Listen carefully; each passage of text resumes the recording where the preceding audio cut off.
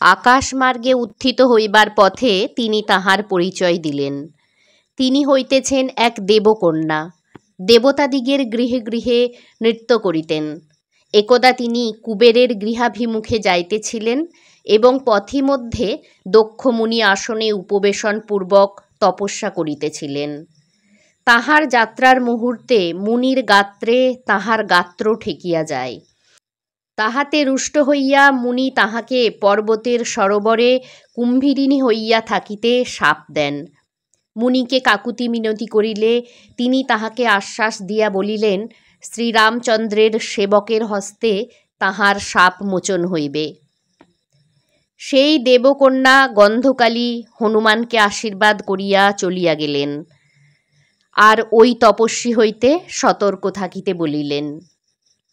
এইদিকে হনুমানের প্রত্যাবর্তনে বিলম্ব দেখিয়া ভণ্ড তপস্বী কালনেমী মনে মনে অতীব উৎফুল্ল হইলেন, এই ভাবিয়া যে হনুমান নিশ্চয় কুম্ভীরিণীর গলাধকরণ হইয়াছে, তাহাকে আর পায় কে।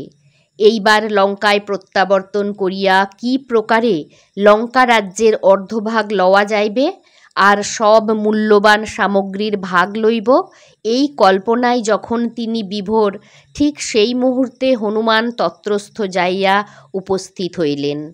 তাহাকে প্রত্যক্ষ করিয়া কালনেমী ভয়ে কাঁপিতে থাকেন।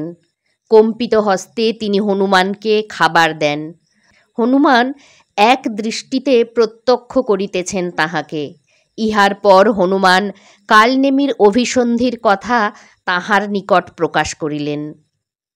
কালনেমী যখন উপলব্ধি করিলেন যে তাহার মায়া কৌশল ধরা পড়িয়া গিয়াছে, তখন নিরুপায় হইয়া নিজ মূর্তি ধরিলেন। অতঃপর দুইজনে সাংঘাতিক মল্লযুদ্ধ আরম্ভ হইল। অবশেষে হনুমান লেজে আশ্লিষ্ট করিয়া একেবারে লঙ্কায় কালনেমীকে নিক্ষেপণ করিলেন। তিনি রাবণের সভায় আসিয়া পতিত হইলেন।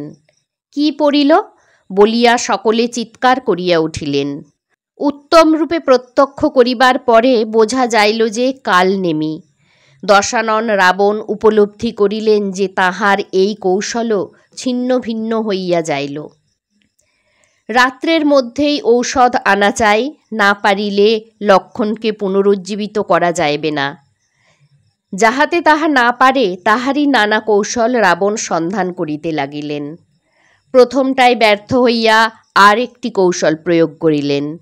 সূর্যদেবকে ডাকিয়া তিনি বলিলেন মধ্যরাত্রেই তাহাকে উদিত হইতে হইবে। সূর্যদেব প্রথমে অসম্মতি জ্ঞাপন করিলেন, কিন্তু রাবণের ভয়ে তাহাকে উদিত হইবার জন্য যাত্রা করিতে হইল। তাহা প্রত্যক্ষ করিয়া হনুমান বিশেষ চিন্তিত হইয়া পড়িলেন এবং সূর্যকে এখন উদিত হইতে বারণ করিলেন। কিন্তু সূর্য বারণ না শুনিয়া উদিত হইতে যাইলে হনুমান তাহাকে কক্ষতলে চাপিয়া ধরিলেন। হনুমান ঔষধ সন্ধান করিয়া বেড়ান গন্ধমাদন পর্বতে। সেই স্থানে গন্ধর্বগণ স্ত্রী পুরুষে নৃত্যগীতে মাতিয়া থাকেন সারাক্ষণ। হনুমান সন্ধান করিতে করিতে তত্রস্থ যাইয়া পড়িলেন। তাহাদিগের নিকট করজোরে মনের কথা নিবেদন করিলেন। গন্ধর্ব গন্ধর্বী সকল তাহাকে প্রত্যক্ষ করিয়া অত্যন্ত রুষ্ট হইলেন। সবাই মিলিয়া হনুমানকে কিল মারিতে থাকিলেন। তিনিও তখন তাহাদিগকে কিল চপেটাঘাতে ব্যতিব্যস্ত করিতে লাগিলেন। সেই দেশের নৃপতি হইলেন দুইজন, হাহা আর হুহু। গন্ধর্বদিগকে হনুমান মারিতেছেন শ্রবণ করিয়া রাজা দুইজন সেই স্থানে উপনীত হইলেন। তাহারা ধনুর্বাণ ধারণপূর্বক হনুমানকে বাণ নিক্ষেপ করিতে লাগিলেন। হনুমান তাহাদিগের ধনুক দুইটা ভাঙিয়া ফেলিলেন। তাহারা পরাজয় স্বীকার করিয়া পলায়ন করিলেন।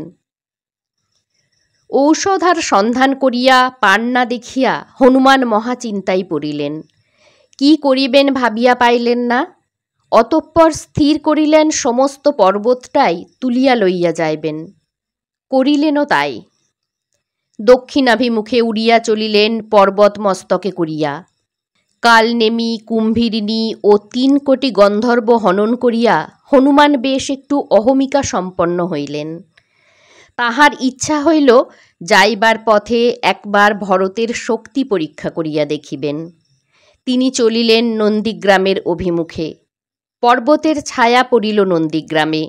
ভরত ও তাহার পাত্রমিত্র তাহা প্রত্যক্ষ করিয়া বিস্মিত হইলেন। ভরত ভাবিলেন, কাহার এত বড় স্পর্ধা হইয়াছে যে রামচন্দ্রের পাদুকার উপরে স্বীয় ছায়াপাতে তমসাচ্ছন্ন করে? যার পর্ণায় ক্রোধিত হইয়া ভরত বাঁটুল নিক্ষেপ করিলেন। হনুমান বাঁটুল আঘাতে সংজ্ঞাহীন হইয়া পড়িলেন, কিন্তু সূর্য এবং গন্ধমাদন পর্বতকে কোনো মতে স্খলিত করেন নাই।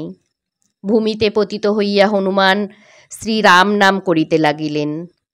তাহা শ্রবণ করিয়া ভরত ও শত্রুঘ্ন তাহার নিকটে আসিলেন এবং তাহাকে শ্রীরাম জানকীর সমাচার শুধাইলেন।